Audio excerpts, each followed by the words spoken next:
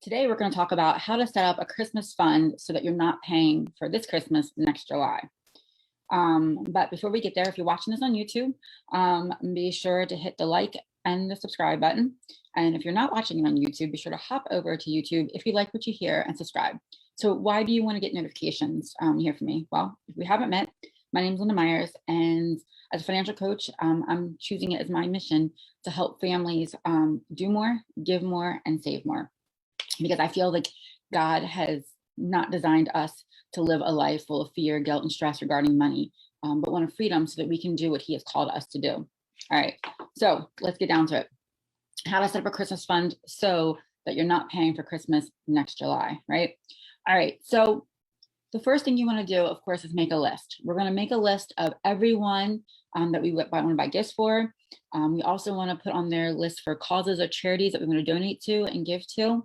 And then we want to sit back and take time to pray over that list and make sure that we have an accurate number next to that list. And what that number is the number that you either normally spend on that person or cause, or that number you usually donate, right? Or one that you feel led to.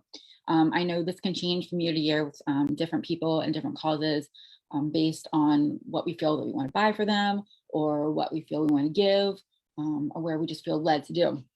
But once we create that master list, because that's the first step, is just having that list of all the things that we want to spend money on this holiday season, whether it's gifts that we're buying for family and friends, hostess gifts, gifts for clients or customers, and also those causes. We don't want to forget the things that we donate to.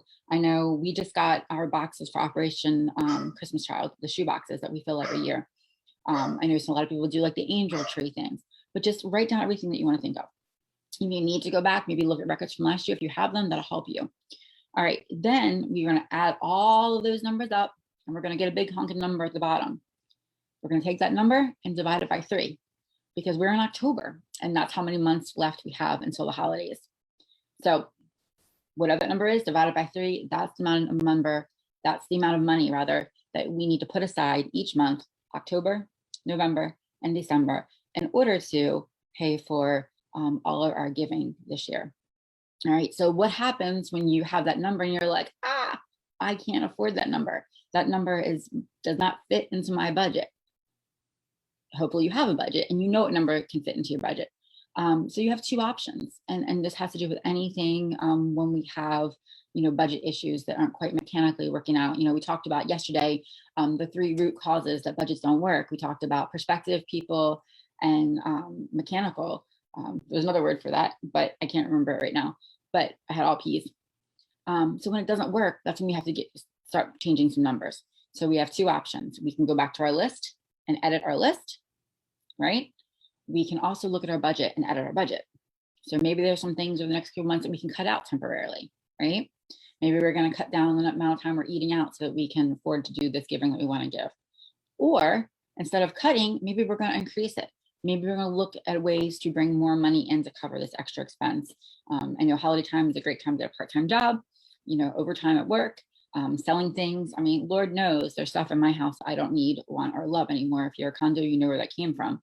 But then we just have to evaluate that. But at the end of the day, our budgets have to balance out. So when you have this number for your Christmas fund for the next 3 months, it has to fit into your budget. If you don't have a budget, or you don't know how to make it fit in the budget, feel free to reach out. As a financial coach, that's what I spent most of my time doing, is helping people figure out and live on their budgets. You can reach me on my website, www.lindamaymyers.com. If you're watching this on YouTube, you can comment below, Facebook, send me a message, and I'd love to help you out. But that's all I got for today. Hopefully this will help you set up a Christmas fund so that come July, you're not still paying for Christmas. All right, guys, I will talk to you tomorrow.